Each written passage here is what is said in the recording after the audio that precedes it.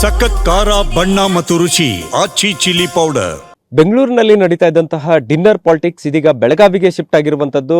ಒಂದು ಕಡೆ ಸಿಎಂ ಅವರು ತಮ್ಮ ಆಪ್ತ ಸಚಿವರು ಶಾಸಕರ ಜೊತೆಗೆ ಮಾಜಿ ಶಾಸಕ ಫಿರೋಜ್ ಸೇಠ್ ಅವರ ಮನೆಯಲ್ಲಿ ಡಿನ್ನರ್ ಅನ್ನ ಮಾಡಿದ ಮಾರನೇ ದಿನವೇ ಡಿ.ಕೆ. ಶಿವಕುಮಾರ್ ಅವರು ತಮ್ಮ ಆಪ್ತ ಬಣದ ಜೊತೆಗೆ ಡಿನ್ನರ್ ಅನ್ನ ಮಾಡಿರುವಂತದ್ದು. ಈ ಒಂದು ಈಗೇನು ತೋರಿಸ್ತಾ ಇದ್ದೇನೆ ಇದು ದೊಡ್ಡನವರ್ ಎಸ್ಟೇಟ್ ಅನ್ನುವಂಥದ್ದು. ಈ ದೊಡ್ಡನವರ್ ಅನ್ನುವಂಥವ್ರು ಯಾರಿದ್ದಾರೆ, ಇವರು ಡಿ.ಕೆ. ಶಿವಕುಮಾರ್ ಅವರ ಆಪ್ತ ಉದ್ಯಮಿ ಅನ್ನುವಂಥದ್ದು.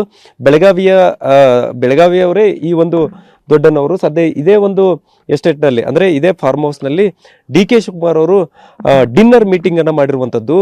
ಈ ಒಂದು ಮೀಟಿಂಗ್ನಲ್ಲಿ ಸುಮಾರು 15ಕ್ಕೂ ಅಧಿಕ ಶಾಸಕರು, ಅದರ ಜೊತೆಗೆ 3ರಿಂದ 4 ಸಚಿವರು, ಎಂ.ಸಿ. ಸುಧಾಕರ್ ಸೇರಿದಂತೆ ಮಂಕಾಳು ವೈದ್ಯ ಹೀಗೆ ಸಚಿವರು, ಅದರ ಜೊತೆಗೆ ಆಪ್ತ ಶಾಸಕರು, ಅದರ ಜೊತೆಗೆ ಡಿ.ಕೆ. ಸುರೇಶ್ ಅವರು ಕೂಡ ಈ ಒಂದು ಡಿನ್ನರ್ ಮೀಟಿಂಗ್ನಲ್ಲಿ ಭಾಗವಹಿಸಿದ್ರು. ಯಾವಾಗ ಸಿಎಂ ಅವರು ತಮ್ಮ ಆಪ್ತರ ಜೊತೆಗೆ ಡಿನ್ನರ್ ಮೀಟಿಂಗ್ ಅನ್ನು ಮಾಡ್ತಾರೆ, ಅದಾದ ಬಳಿಕ ಡಿ.ಕೆ. ಶಿವಕುಮಾರ್ ಅವರು ಕೂಡ ತಮ್ಮ ಆಪ್ತ ಬಣದ ಜೊತೆಗೆ ಇದೀಗ ಡಿನ್ನರ್ ಮೀಟಿಂಗ್ ಅನ್ನು ಮಾಡಿರುವಂಥದ್ದು. ಈ ಮೀಟಿಂಗ್ನಲ್ಲಿ ಸದ್ಯದ ಮಾಹಿತಿ ಪ್ರಕಾರ ಯತೀಂದ್ರ ಅವರು ಏನು ಹೇಳಿಕೆ ಕೊಡ್ತಾ ಇದ್ದಾರೆ, ಸೊ ಆ ಯತೀಂದ್ರ ಅವರ ಹೇಳಿಕೆಗೆ ಕಡಿವಾಣ ಹಾಕಬೇಕನ್ನುವಂಥದ್ದು ಒಂದು ಕಡೆ ಆದರೆ, ಇನ್ನೊಂದು ಕಡೆ ಡಿ.ಕೆ. ಶಿವಕುಮಾರ್ ಅವರು ಸಿಎಂ ಆಗಲೇಬೇಕನ್ನುವಂಥದ್ದು. ಕೆಲವೇ ದಿನಗಳಲ್ಲಿ ಡಿ.ಕೆ. ಶಿವಕುಮಾರ್ ಅವರು ದೆಹಲಿಗೆ ಹೋಗ್ತಾರೆ ಅನ್ನುವಂಥದ್ದು ಮಾಹಿತಿ ಏನಿದೆ. ಸೊ ದೆಹಲಿಗೆ ಹೋದಂತಹ ಸಂದರ್ಭದಲ್ಲಿ ಯಾವ ರೀತಿಯಾಗಿ ಕ್ಲೈಮ್ ಅನ್ನ ಮಾಡಬೇಕು ಸಿಎಂ ಸ್ಥಾನಕ್ಕೆ ಅನ್ನುವಂತಹ ನಿಟ್ಟಿನಲ್ಲೂ ಕೂಡ ಚರ್ಚೆ ಆಗಿದೆ ಅನ್ನುವಂಥ ಮಾಹಿತಿ TV9ಗೆ ಸಿಗ್ತಾ ಇರುವಂಥದ್ದು.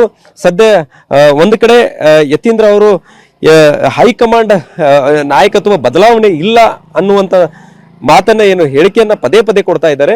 ಸೊ ಇದಕ್ಕೆ ನೋಟಿಸ್ ಕೊಡುವಂತಹ ನಿಟ್ಟಿನಲ್ಲೂ ಕೂಡ ಚರ್ಚೆಗಳಾಗಿದ್ದಾವೆ ಅನ್ನುವಂಥ ಮಾಹಿತಿ ಕೂಡ ಇರುವಂಥದ್ದು. ಸಹಜವಾಗಿ ಈಗಾಗಲೇ ಡಿ.ಕೆ. ಶಿವಕುಮಾರ್ ಆಪ್ತ ವಲಯದಲ್ಲಿ ಗುರುತಿಸಿಕೊಂಡಂತಹ ಇಕ್ಬಾಲ್ ಅನ್ಸಾರಿ ಸೇರಿದಂತೆ ಸಾಕಷ್ಟು ಜನರು ಕೂಡ ಈ ಒಂದು ನೋಟಿಸ್ ಅನ್ನ ಜಾರಿ ಮಾಡಿದ್ರು.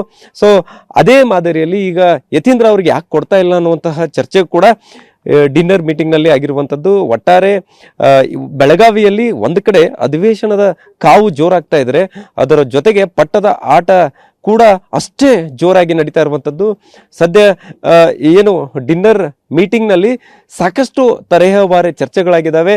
ಅದರಲ್ಲೂ ಮುಖ್ಯವಾಗಿ ಡಿ.ಕೆ. ಶಿವಕುಮಾರ್ ಸಿಎಂ ಸಿಎಂ ಯಾವ ರೀತಿಯಾಗಿ ತೆಗೆದುಕೊಳ್ಬಹುದು ಅನ್ನುವಂಥ ನಿಟ್ಟಿನಲ್ಲೂ ಕೂಡ ಚರ್ಚೆಗಳಾಗಿದ್ದಾವೆ ಅನ್ನುವಂಥ ಮಾಹಿತಿ ಇರುವಂಥದ್ದು. ಒಟ್ಟಾರೆ ಈ ಒಂದು ಸಂದರ್ಭದಲ್ಲಿ ಯಾವೊಬ್ಬ ನಾಯಕರು ಕೂಡ ಮಾಧ್ಯಮಗಳಿಗೆ ಪ್ರತಿಕ್ರಿಯೆಯನ್ನು ಕೊಡದೆ ಹೋಗಿರುವಂಥದ್ದು.